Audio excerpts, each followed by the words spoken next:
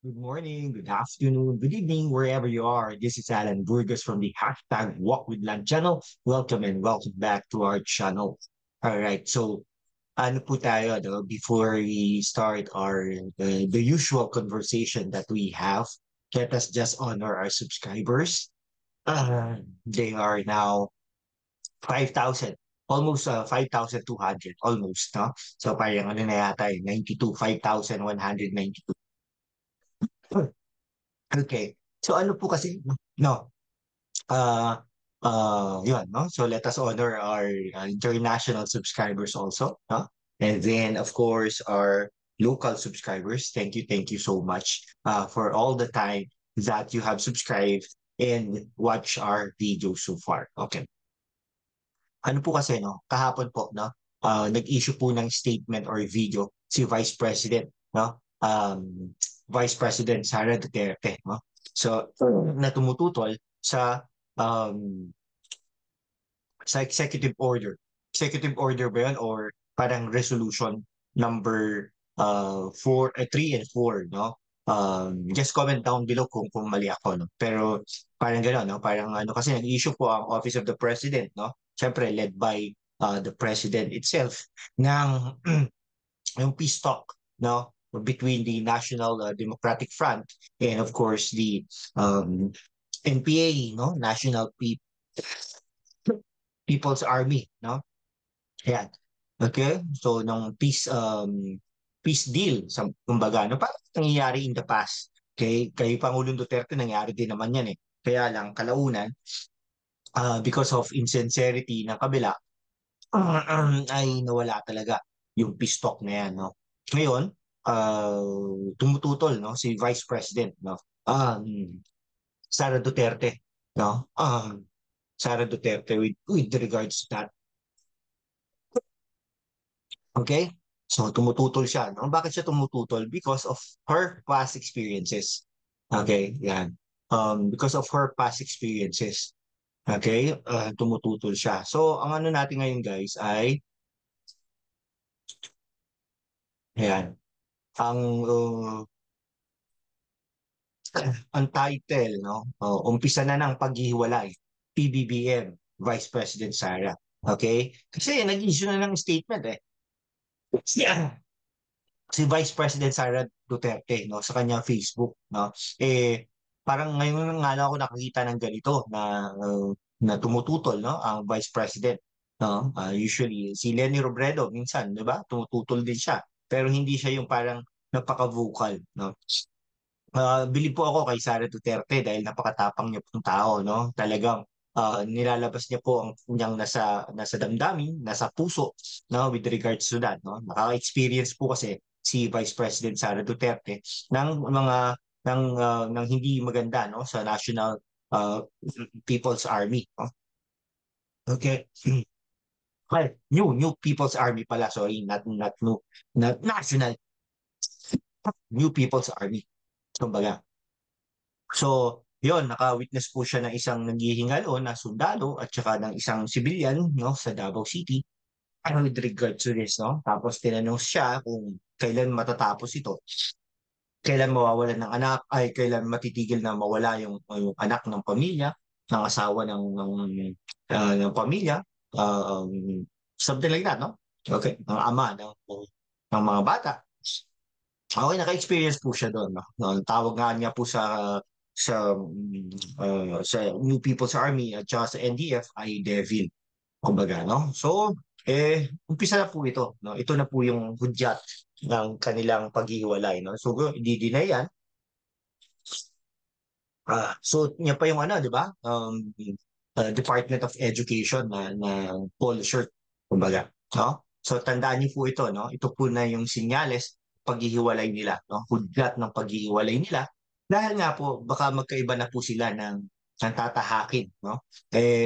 Tingnan niyo po, no? Biglang nag-issue rin po ng statement si Speaker Romualdez na okay lang, no? Okay lang ang peace deal. Kumbaga, no? It's not political maneuvering o something like that, no? Headline lang po kasi yung nabasa ko eh.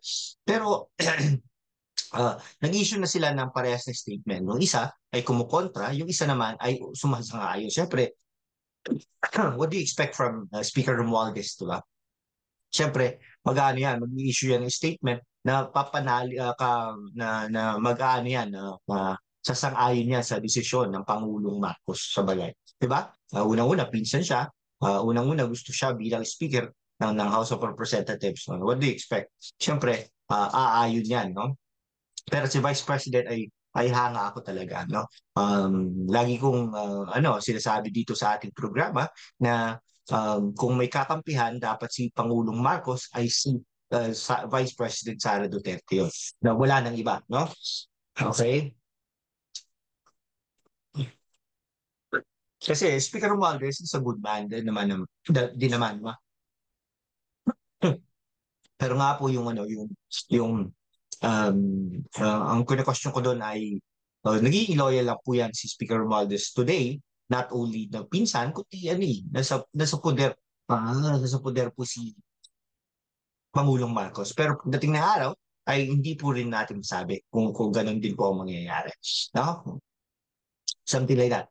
Okay? So, ayun po, no? Ayun po ang sinasabi natin ngayon, no? Antabayanan po natin ang mga susunod na mangyayari, pangyayari sa ating mundo ng politika at sa Pilipinas. Nakakatakot na nga rin po no? Dahil po nga malapit na po ang China, ano pong gagawin ng gobyerno, no? Nagkasakit pa si Pangulong Marcos, no? Ng COVID, no? 5 days yan, isolation. Kumbaga, kaya po dapat talaga, no? Si Pangulong Marcos ay mag-iingat lagi, no? Not only sa health, kundi sa bansang Pilipinas, no? Kung may pagkakatiwalaan, dapat si Sara Duterte yan, no? Si Vice President. Kumbaga, dahil no? Pwede naman po siya tumakbo noong 2022, no? Marami rin naman pong boboto sa kanya, no? Siguro isa na po ako doon, no? Na boboto sa kanya kung ano. Kaya lang nga po no, I voted for PBBM, no? Kasi yung tandem nga nila, no? Yung pagkakaisa ng Pilipinas. Pero ngayon, parang hindi ko nakikita na no? Ang dami nagko-comment, no? Yung mga nagko-comment po dyan, thank you so much, no? I really appreciate it, no? So, share niyo po ito, no? Para naman marinig, makita, no? Mga kababayan natin ang different perspective, no? Hindi lang yung ibang mga vloggers na pero ito yung na po, no, on my own perspective, no, as an individual, as a citizen of this country, no. Yeah. Okay, sige. Yan. Thank you so much for all the help, no? And then of course, yung subscribers natin international, no? Kayo po ba, ano po bang nyo? Pananaw nyo dito, no? Kung tatanungin ko po kayo, if I will be asking you, no, is this a sign for the vice president and the president to go to a separate path, okay, separate ways? Kasi po no? Parang wala na no? Wala na talaga Kaya lang, ang problema nito, sana maging professional si Pangulong Marcos, no? Sana nga po, no? Na i-keep niya si Vice President as Defense Secretary, no? Kahit na magkaiba yung kanilang pananaw sa iba't ibang mga perspektibo. Si Vice President naman po ay yun. Dapat hindi niya sinucho no? Yung DepEd yung DepEd niya, no? Polo shirt niya, no? Para naman, no? Kasi mahirap pag susot mo yung DepEd, mo, mahirap talaga, no? So, so yun yung natin, magiging problema natin doon, no? Ayun, sige po, 5:06. So, I do not know kung naka 8 minutes na tayo or 9 minutes. Ayan. Nagko-coffee po tayo, no? Every morning. Okay, so ito na po ba ang hudyat? No? Napaka-exciting po nito. Ang problema nito, pwedeng isusog, no? Pwedeng magkaiba na po sila ng pananaw. Pwede po isusog mga kapartido, no? O kapanalig ni Pangulong Marcos at Speaker Romualdez ang impeachment trial. Impeachment case, no? Laban kay Vice President Sara Duterte. Pero if I were them, no? Go ahead, no? Para malaman ng tao, no? Pero at the same time, alam niyo naman po, no? Alam natin na ang mga Pilipino ay love na love nila ang underdog, no? Yan. Okay? Eh ngayon, medyo parang inaapi si Vice President Sara Duterte. Siyempre, ano pa siya, no? Talagang magaling siya sa masa, eh, no? Tingnan mo, nagsiselfie-selfie pa siya, di ba?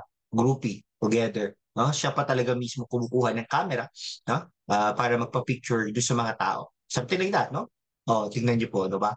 Ngayon, eh, parang ano, no? Nakikita ko nga po si Pangulong Marcos, eh, parang lumalayo, no? Lumalayo sa tao para biyahe ng biyahe. Pero there's nothing wrong with that naman, no? Ang pagbiyahe. Pero sana naman, no? Yung paano bang ano, kung gaano siya kalapit dun sa mga tao nung nakaraan. Pero we understand, no? Baka may threat sa buhay, etc. No? Baka nga ano, no? Yung pagpunta niya sa UAE dapat na-postpone nun. Last minute, no? Hindi siya pumunta. Hindi dahil dun sa meeting. Meeting dun sa ano, no? Paglaya ng mga hostage dun sa isang karagatan diyan, isang barko. Hindi dahil doon. Baka doon yung pagbomba ng ano, ng pagbomba ng sa MSU, no? Baka gano'n, o kaya may threat sa buhay, etc. Okay, so ganun yun ha. Sige, hanggang dito na lang po mga kaibigan ko. Maraming maraming salamat po, no? Kung ano, kung um, kung umabot ka dito sa video na ito, no? Ano naman po, ano, paki-subscribe naman po tayo para naman po tayo dumami, no? Okay, we are one community. And then, para naman po, ano, no, I'm encouraged and motivated to continue this journey, this political and technical journey.